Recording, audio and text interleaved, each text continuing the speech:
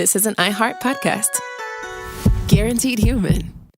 Hey, everybody. The official Big Bang Theory podcast is back, covering seasons 3 and 4 of the show. Each week, host Jessica Radloff speaks with crew and cast members like Kunal Nair, Mayim Bialik, and Kevin Sussman. Hear about the Easter eggs you may have missed, behind-the-scenes stories, and how certain real-life relationships shaped some of the most memorable storylines. Watch the official Big Bang Theory podcast on HBO Max or wherever you get your podcasts. We've all tumbled down an internet rabbit hole trying to self-diagnose, and it leaves us more anxious than informed. Our feeds are full of wellness trends, but how do we know what's real, what's exaggerated, and what's just wrong? Health versus Hype from the American Medical Association breaks it all down. Emmy-nominated science communicator Trace Dominguez talks to doctors, influencers, and real people trying these trends, not to cancel them, but to understand them. Because when it comes to your health, who you listen to matters. So listen to Health versus Hype wherever you get your podcasts.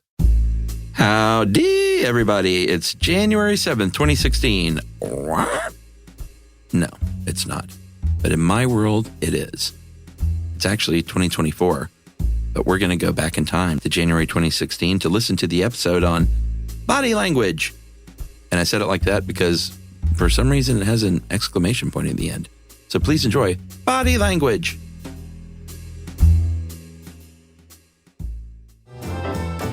Welcome to Stuff You Should Know, a production of iHeartRadio.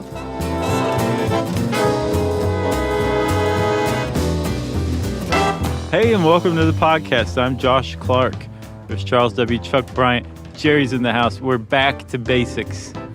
Yeah. We're doing a social sciences episode. Oh, man. I mean, we're all right, man. We get to tear it apart. You believe in body language? Sure. Watch this. You're winking and shouldering and nodding your head and you're loosening up and you're doing some weird biting thing. What did I say? You said I'm feeling silly.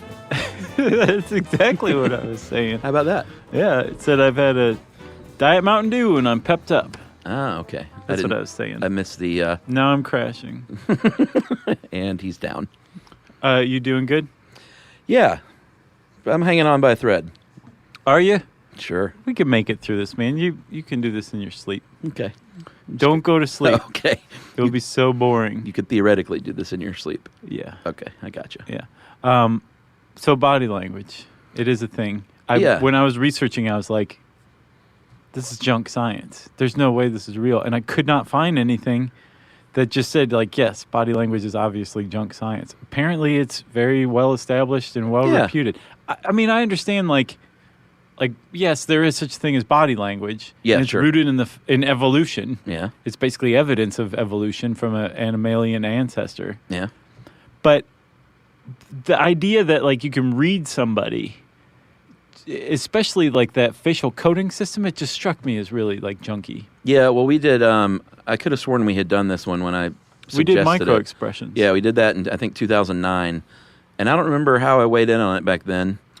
So I'm just going to start anew. Yes. It may be a different take. I have no idea. People grow and change. Their opinions evolve, you know? Well, here's what I think. Of course, body language is real, and it can tell you a lot.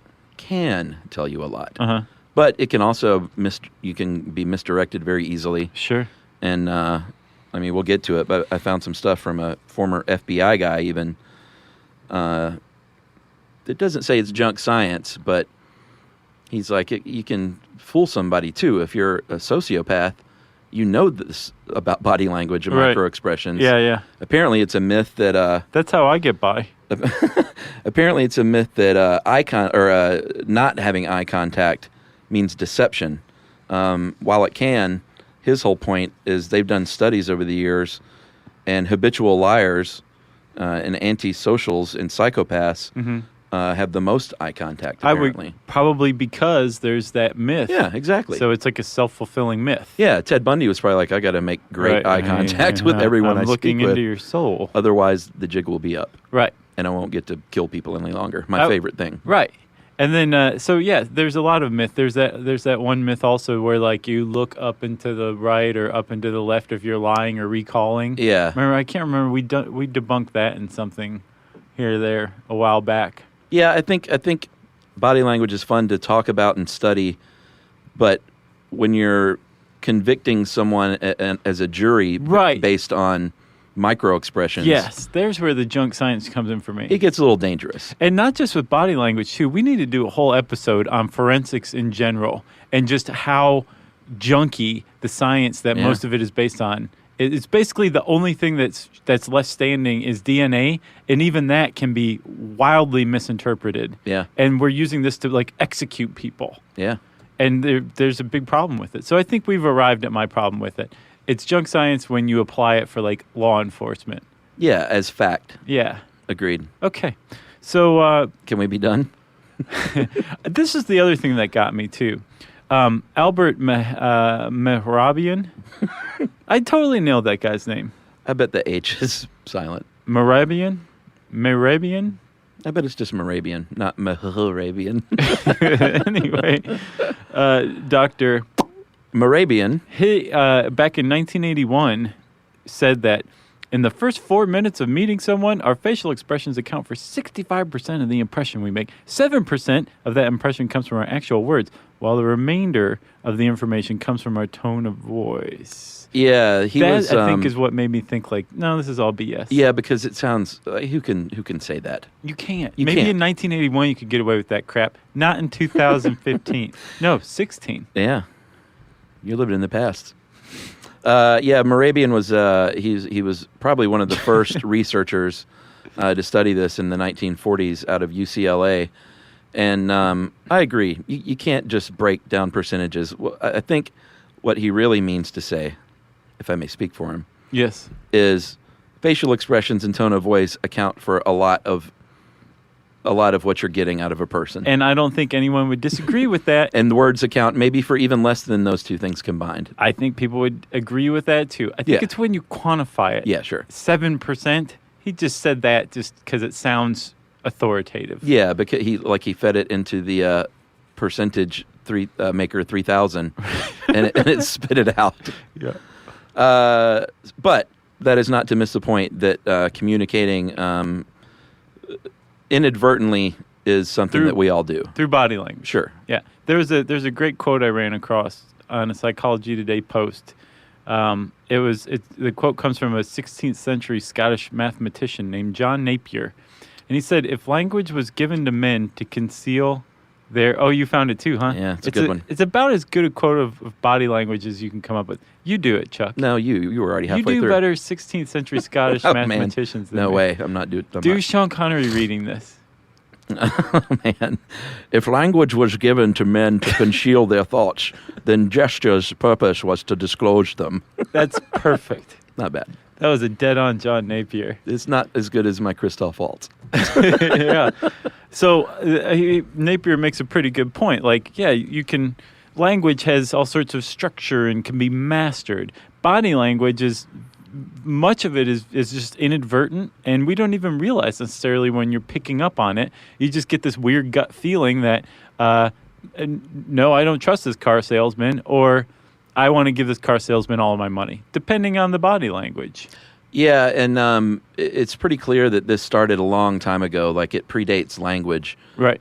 Because who wrote this, by the way? This is a Patrick Kiger joint. Oh, Kiger? Yeah. Kiger says, rightfully, that in Tuk-Tuk's age, you didn't have a lot of time to suss things out, right, like up close and personal. Once you got close enough within striking distance, you could be stricken. Yeah, you might already have that club upside your head, right, or that rock in your face. Yeah. So you needed to judge someone's body language as they approach you to survive. Yes.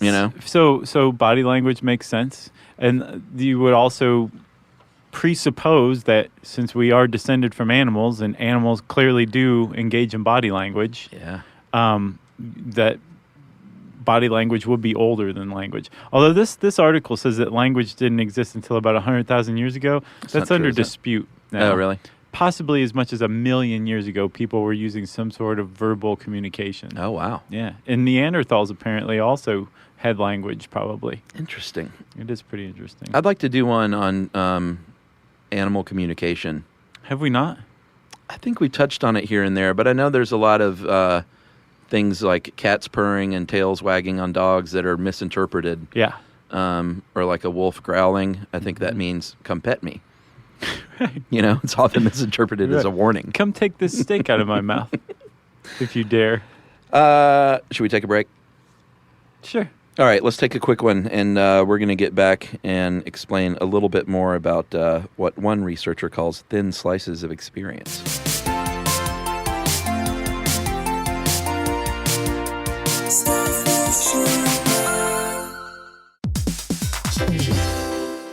Hey everybody, we're here to talk to you about Wayfair, who believes that spaces should be functional, they should be comfortable, they should be well designed, and they can be well designed by you with their help. Your updated space should feel more comfortable, inviting, and practical for everyday use. And we're talking about outdoor seating. We're talking about grills. We're talking about major appliances. If you need storage solutions, Wayfair can help you out. Patio lighting, rugs, decor. It is your one-stop shop for home. Yeah, I mean, it's getting nice out, so it's time to think about living outdoors for the next few months. And Wayfair knows that outdoor furniture, it's heavy, it's intimidating to assemble. So Wayfair has stepped in and said, we're going to handle the hard part so you don't have to. That's right. You can shop Wayfair Verified, your shortcut to the good stuff. And that means their team of product specialists are going to vet everything by hand using a 10-point inspection, testing things like, quality materials, functionality, and features, and even how long it takes to build that piece of furniture. And the overall experience save time, reduce hassle, and improved convenience. Patio season is here, and these deals won't last. So head to wayfair.com right now to get your outdoor space ready for way less. That's WAYFAIR.com. Wayfair, every style, every home.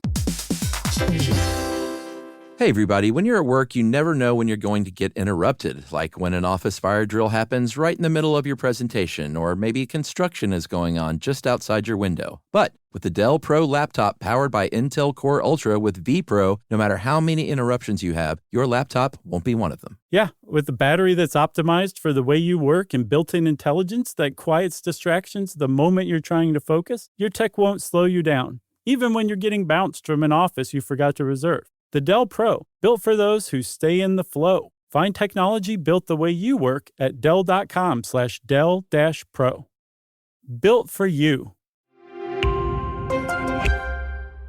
Everyone knows winter is the real mess maker. You don't need WeatherTech floor liners for summer unless you hit the beach and half the beach ends up back in your car, or the campsite dirt ends up in your trunk. Then you'd want a cargo liner, or a road trip goes sideways, lemonade spills, ketchup goes rogue, ice cream drips. Yeah, you'd be pretty happy about those WeatherTech seat protectors. So just to be clear, as the mud you're inevitably going to step in this summer, you don't need WeatherTech unless you plan on doing summer. Visit WeatherTech.com today. The universe is full of mysteries. Black holes, quantum physics, galaxies. On TikTok, millions of people are learning more about the universe around them every day. Scientists break down complex theories, demonstrate experiments, and connect dots between the cosmos and our daily lives. One scroll might reveal the concepts on the fabric of space-time, the next an optical illusion. It's discovery on a massive scale, where millions learn something new every day.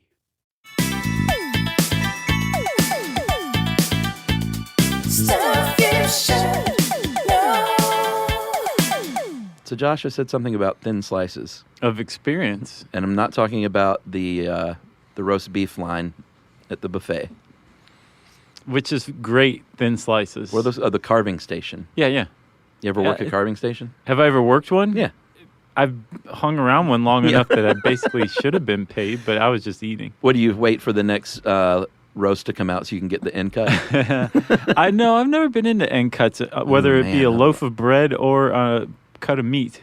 Oh, really? Like a prime rib end cut? Yeah, no. Oh, Daddy, that's good. Isn't it all salt? Maybe that's why I love it. You like the salt, huh? Oh, yeah.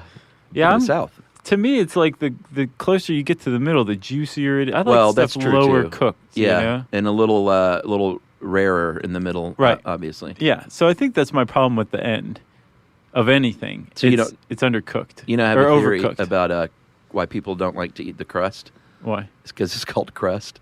That might be part of it. If like 100 years ago they named it like the butterfly. Yeah, the butterfly slice. Yeah. People would have been like fighting for it. Yeah.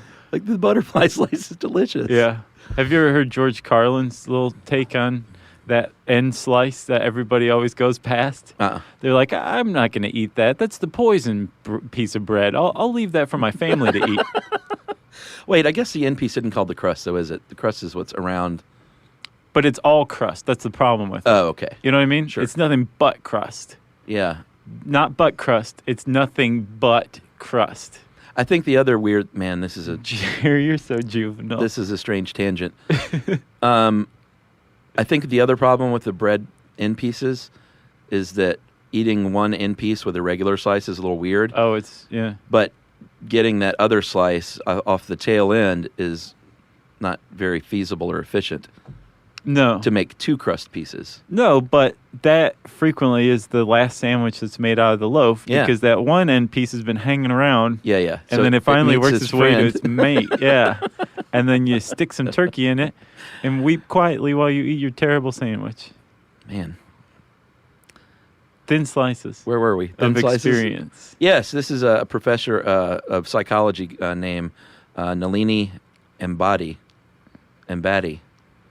From Tufts University. Shout out to my buddy Robert Shahade from high school. Okay. He works at Tufts. Oh, speaking of, there's a kid with like a really huge hit single out right now from your high school.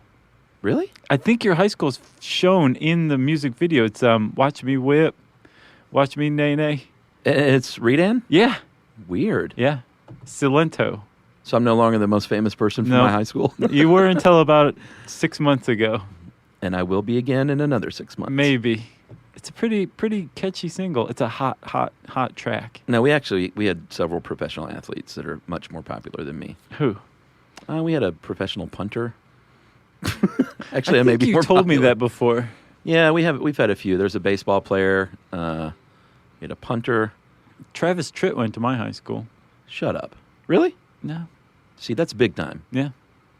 Yeah, Travis Tritt was big. Yeah, I don't have any like superstars. Luke Bryan went to Yumi's high school. Man, you guys, where'd you go? Beverly Hills 90210? Yeah, with Shannon Doherty. Oh boy, here we go again. Thin slices from Tufts University. Well, let's talk about the thin slices thing, man. You said earlier that it would be very advantageous, evolutionarily speaking, to be able to read maybe the rough intentions of some other hunter-gatherer 100,000 years ago. Read the room. Like from a distance before they could hit you with a rock, right? Yes. If that was their intent. Sure. Well, just as much, you want to be able to like walk through the world and be threatened by stuff and to make snap judgments about it based on things like body language. Yeah. Same thing. And this is what the thin slices has to do with. Yeah, they're just those first few seconds when you meet somebody. And, some people may just call it a gut instinct about somebody. But what you're probably doing is reading body language. Right. That's what that gut instinct is. Yes. And those things are processed and generated in, I think, the limbic system, where emotions and feelings are processed in the brain. Yeah, limbic system, from what I understand. That's right, which... she thinks, and I agree with her, that it might explain why we have such a powerful gut instinct about some people when we first meet them, because it's tied to emotion. Yeah, and the whole point is this guy will cut your throat if you turn your back on him. Right. Probably not, but in our modern context, it's, this guy will inflate the price of the car you want to buy if you're not careful. Yeah. It's this totally different things, but it's based on the same principle. It's all based on body language, and we're able to make snap judgments that we can't even stop and really analyze what it was that person did or what it was about them. Right. We just know that we trust them or don't, or we feel comfortable around them or not, or we fear them or we don't. Yeah. Based on this body language, and what this professor is saying is we have a very ancient part of our brain that is responsible for processing this stuff. Yeah, and I think just for me personally, I think if you try to focus on that too much, then you're not doing yourselves any favors. Like, let it be innate. Well, yeah, there's some people who coach this kind of stuff. Yeah. That apparently say, no, do all sorts of crazy, weird stuff, which we'll talk about later. Yeah, agreed. But what you're looking at there's three different categories, I guess. Innate, learned, and some that are both hybrid. Expressions and postures and things that you do. And like, for instance, you're born with, like, you can blush. That's an innate thing. You blush. You don't mean to blush. Especially when somebody's staring at your cheek. Yeah, I don't think you can make yourself blush. Watch this. So just think about hot things. in your mouth. Just tighten up your core. So that's the innate side. Learned would be things like hanging someone a bird Yeah. out the car window, Right. because everyone knows what that means, Depending on where you are. and you've learned it. Yeah, that's not something you're born doing. Like, yeah, I got your diaper right here. Come Although change it. a photo of a baby accidentally shooting a bird is one of the great things. of Sure. life. Can we agree? But it's accidental. There's no meaning attached to it. That's what you think. And then there's hybrid gestures that are like shrugging is a really good example. It's something you naturally shrug, right? Right. But it's not contextual until you learn what to attach it to. Like, I don't know. Sure. You're not born being like, I don't know. Right. Or you cry, but you've also learned that crying can get you something, maybe. Right. Like or I'll cry to can- get out of a traffic ticket or something. Sure. Or to Or gain sympathy. it can chase your parents off to the bar. Crying? Yeah. Yeah. One of those. And then, Chuck, I said something about how, flipping somebody a bird, everybody knows what that means. It does depend on where you are. Sure. Because there is, especially with learned, so I think innate body language is virtually universal. Stuff that you couldn't possibly control. Like, I can't remember where I read it, but if you take a bite of something putrid and you make that horrible, like, disgusted face, like, oh my God, I'm about to vomit everywhere. Right. Everybody who's watching you doesn't have to go, give me that, and then take a bite and taste it themselves. Right. They can look at your face and be like, I'm not going anywhere near that piece of feces that guy just took a bite of. Yeah. Or the That's how we all learn not to eat feces. Yeah, but there's also the human thing where you're like, oh God, smell this. Right. That's the I person never who smell wants it. everyone else to Yeah. suffer like they just did. But everybody else has just been communicated to by that innate Right. face, that nasty face that you would make when you eat something disgusting. And again, that evolutionarily, that protects us in that respect. Yeah. The innate stuff. So that's universal. Sure. But it's the learned stuff that's culturally dependent. Yeah, like for instance, they have a few examples in the article. Smiling in the U.S. might mean, in the United States, might mean you're happy. Apparently in Asia, it might say, I agree with you. Those are pretty close. It could also cover up embarrassment. If they're embarrassed yeah, for sure. you or something, Yeah. there you might smile. Yeah. Is that why everyone's always smiling at me? They're embarrassed for me. What else? Eye contact varies from place to place. Yeah.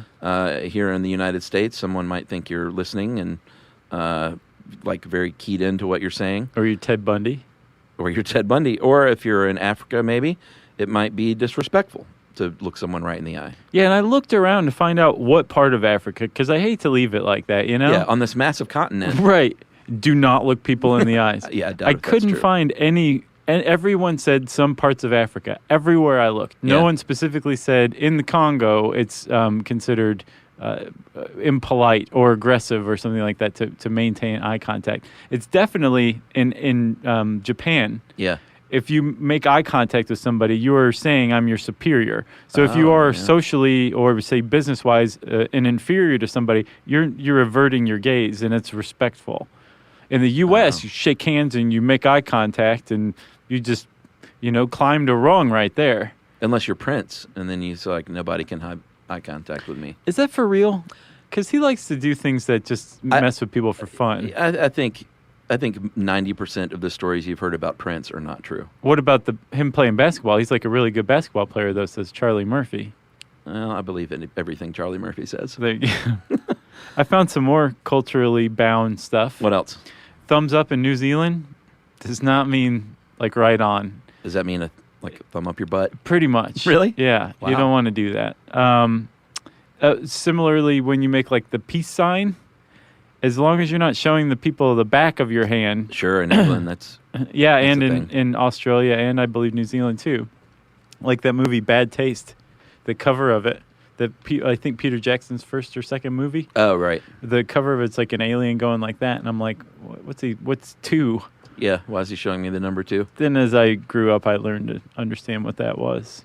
What else you got? In some cultures, nodding means no. Like nodding yes actually means no, like in Greece and Bulgaria. Oh, wow.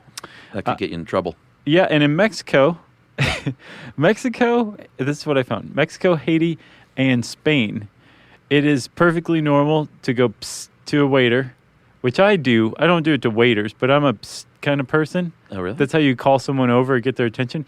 You may also make kissing noises at them. To a waiter? Yeah. Really? Yeah. So I go to Mexico, I need my check, and I go... I guess, according to this thing that I read, which seemed pretty legitimate. Interesting. Yeah. What was the website? I don't remember. I'll definitely send it to you to post. But it was researched material to be used by business people around the world. Oh, okay. If it was a hoax, then they did a pretty good job fooling me. Gotcha. All right. Well, let's take another break, and we'll come back and we'll talk about deciphering some of these nonverbal cues right after this.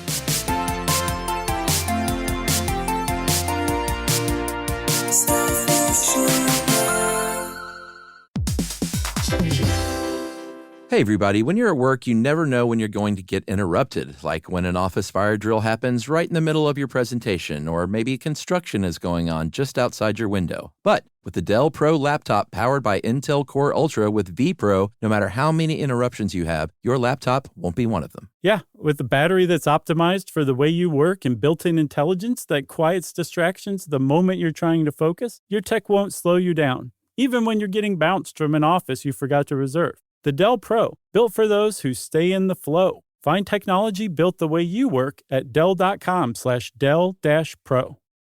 Built for you. Everyone knows winter is the real mess maker. You don't need WeatherTech floor liners for summer unless you hit the beach and half the beach ends up back in your car, or the campsite dirt ends up in your trunk. Then you'd want a cargo liner, or a road trip goes sideways, lemonade spills, ketchup goes rogue, ice cream drips. Yeah, you'd be pretty happy about those WeatherTech seat protectors. So just to be clear, as the mud you're inevitably going to step in this summer, you don't need WeatherTech unless you plan on doing summer. Visit WeatherTech.com today. The universe is full of mysteries. Black holes, quantum physics, galaxies. On TikTok, millions of people are learning more about the universe around them every day. Scientists break down complex theories, demonstrate experiments, and connect dots between the cosmos and our daily lives.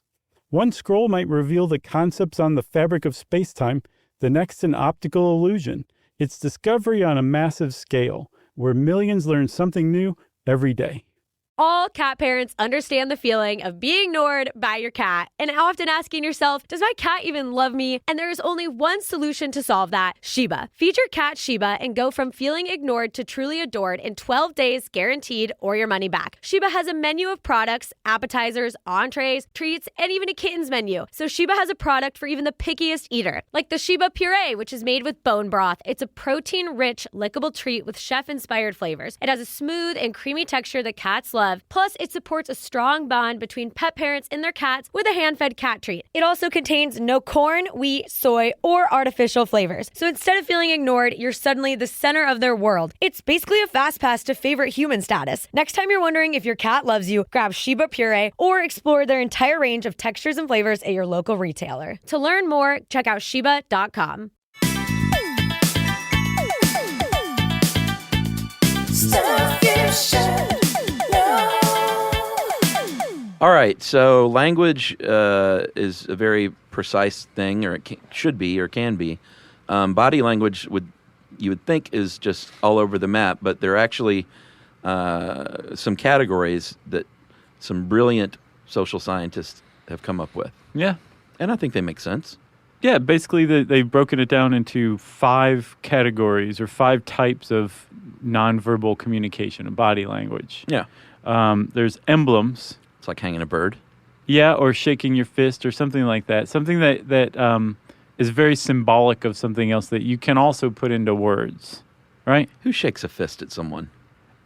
Some people do. Okay. It's a good. Yeah? Yeah. Because Just it's saying throw like up that middle finger, and then you're that's cooking really with gas. that's very aggressive. Okay. That's very aggressive. I'm just kidding. I never flick someone a bird. Oh really? Oh yeah. Like in a car or something? No way. Yeah. Apparently, it's really dangerous. Yeah, and that's why I do it. I think it's just.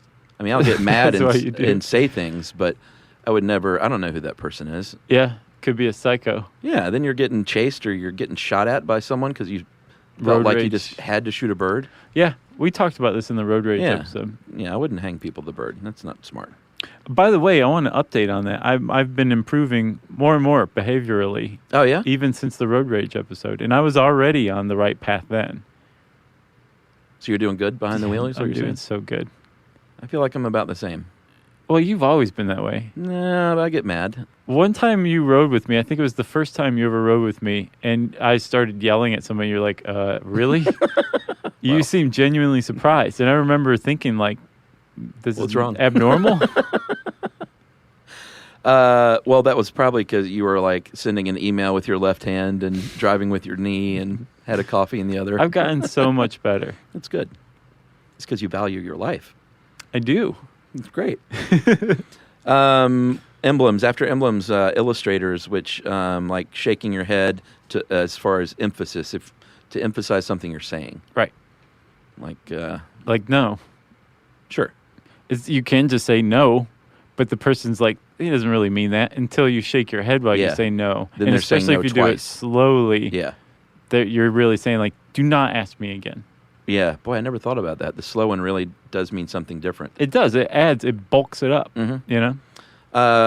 Regulators, I think this is in a conversation to let someone else know that maybe, all right, it's time for you to talk now, or it's time for me to talk. Right, or it's time for us to stop talking, like looking at your watch. Or just getting up and walking away. That's body language. Yeah, I guess it is. It definitely speaks volumes.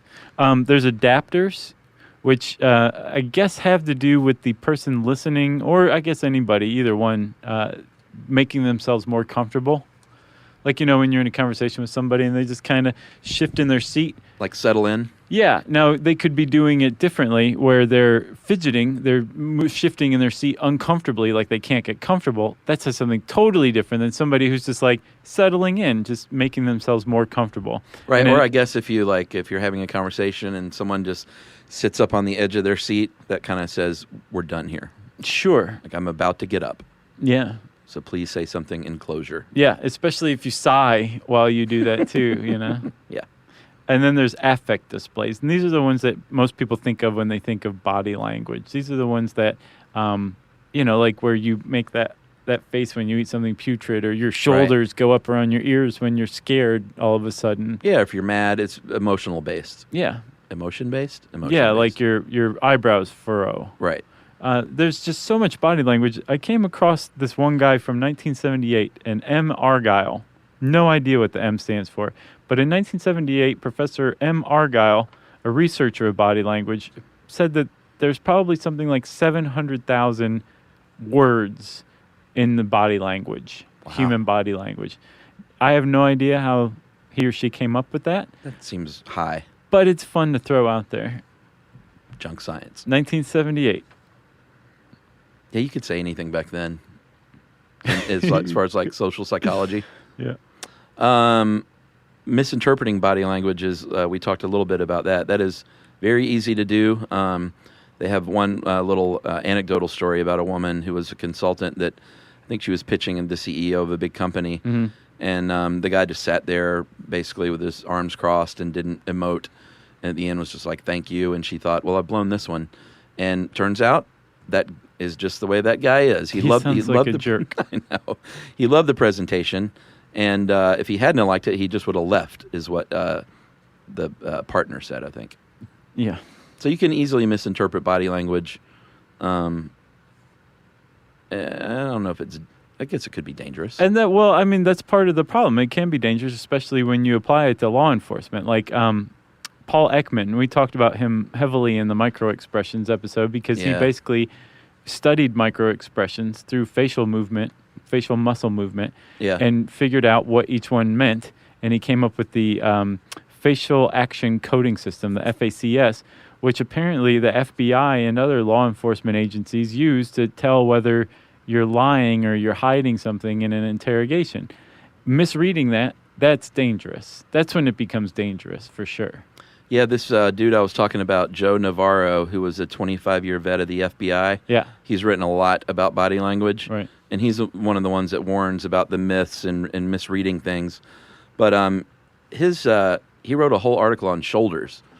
And he said everyone's always talking about the face and facial expressions. He thinks you can read a lot into the shoulders of a person. Yeah. Whether it's slumping or Sure. bowing up or...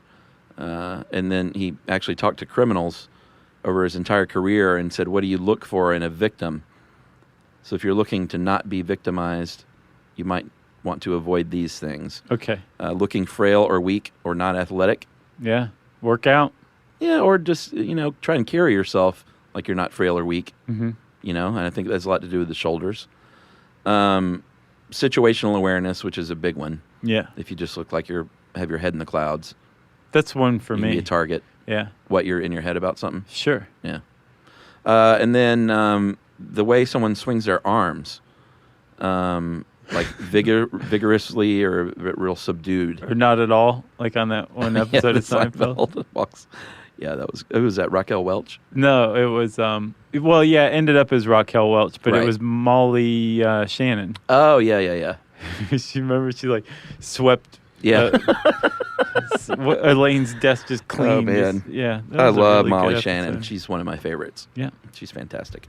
So what was, the arm swing, and basically what these criminals would say to him over and over is, the silverbacks don't go after other silverbacks. They go after the weak ones. And they said it's the same with criminals. So, like, keep those shoulders straight. And I was like, what's a silverback? I forgot. This sounds like a criminal corporate buzz speak. Yeah. Silverbacks, that's the local soccer team. How do you not know what that is? Is it? Sure. That's what I thought. Yeah. All right.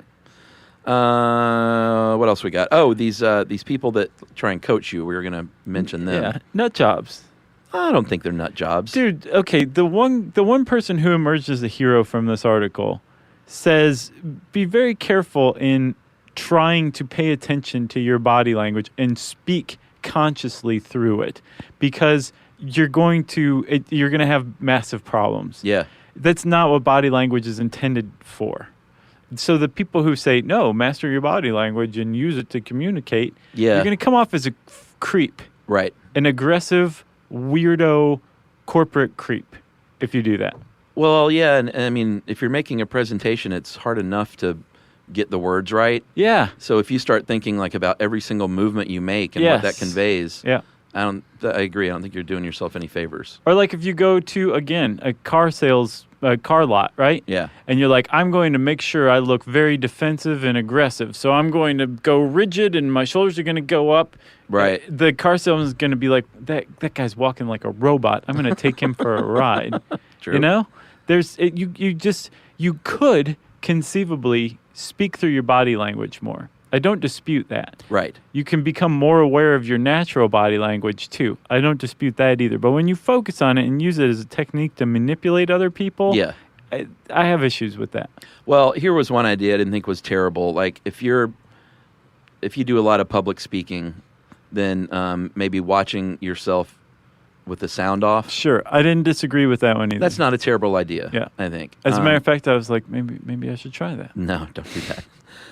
The other technique that was brought up was called mirroring. That means, and this just sounds crazy to me, this is when you actually try and mimic the person you're talking to, mimic their body language and expressions to, I guess, to... make them feel more comfortable to you. People are attracted to themselves as the basis of it. Oh, okay. So when you mimic them, they feel more relaxed around you. They're like, I really like that person. I like the cut of their jib. I can't put my finger on it. But they're actually mimicking your own body language. If you're leaning against the wall, right, they're going to lean against the wall too. That's disconcerting. It is. That's nuts. You shouldn't do that to people. That's manipulative and weird. And just be yourself. How about that? Yeah, I think this quote sums it up. Trying to use body language by reading a body language dictionary is like trying to speak French by reading a French dictionary. So you can list off all the nonverbal cues in the world, but if you try and learn the body language, quote unquote, because of that, then you're just going to end up confused, or you're going to miss something they actually said. Yeah, and plus also context is huge too. Like if you're just watching somebody's body language like a hawk in a conversation, you don't necessarily know that person's baseline. So what is, by definition in this body language dictionary, a red flag, right, doesn't necessarily mean it's a red flag with that person. You know, like if they're yawning, are they bored? Right. Or are they nervous? Right. You got to have context, and you can't just read people like that. It's stupid. Go with your gut. Sure. But I don't think you should actively try to read it. If you want to, go ahead. I don't care. Yeah.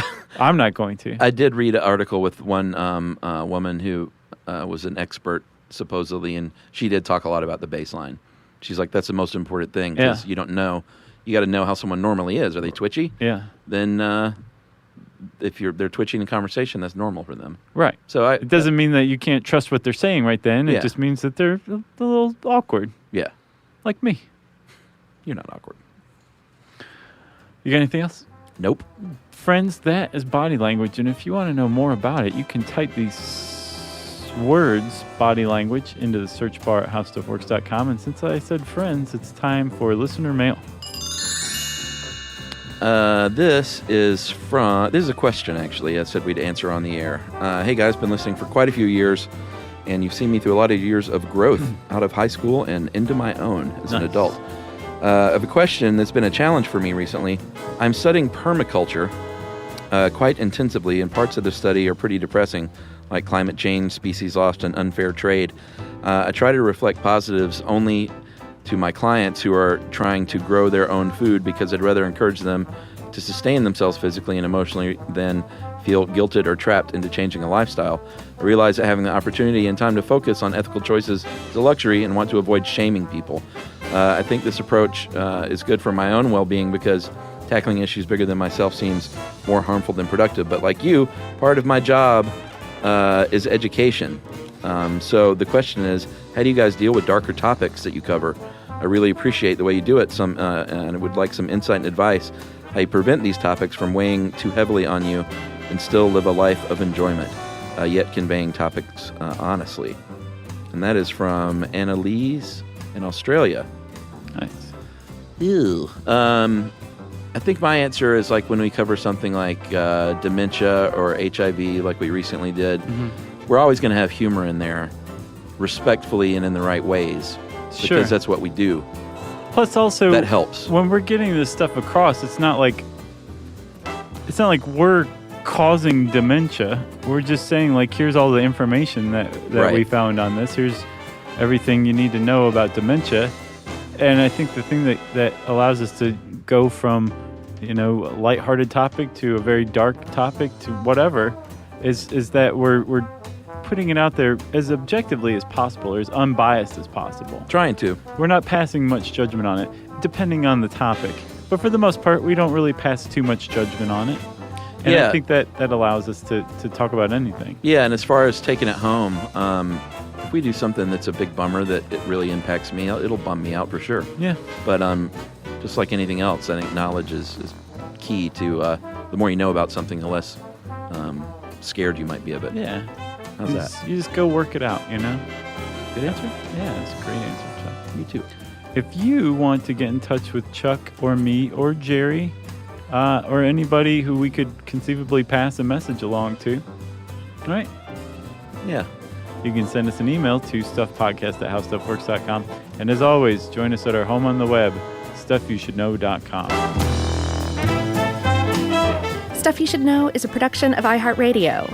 For more podcasts from iHeartRadio, visit the iHeartRadio app, Apple Podcasts, or wherever you listen to your favorite shows.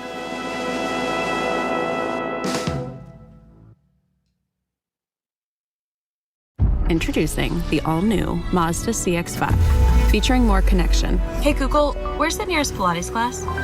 Safety that has your back. More discovery on the scenic routes. More passion in the details.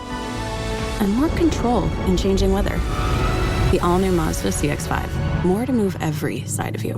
See it in 5 films at MazdaUSA.com/5sides. Google is a trademark of Google LLC. Sequences shortened and simulated. When it comes to small business, people want to talk to people, not bots, not voicemail. Your customers or clients want a real human connection, and that's exactly what they get with Ruby. Ruby is the virtual receptionist company that takes care of your callers when you're unavailable, in the middle of something, or just don't want to pick up. They can answer, screen, and transfer calls, as well as take messages, collect payments, book appointments, and more. All while saving you time and making the people you serve feel special. It's available 24/7, 365 days a year, and is 100% based in the U.S. See how it works at ruby.com, or better yet, give them a call at 844-900-RUBY. Hey everybody, there's a lot of noise in the business world today. Leaders like you need clear insights from professionals you can trust. Navigating Beyond the Expected is a new podcast from Truist Securities featuring conversations with investment banking experts at the center of financing deals in manufacturing, healthcare, entertainment, and more. It's practical advice for leaders who need to know what's coming next. Subscribe at truist.com/Beyond Podcast.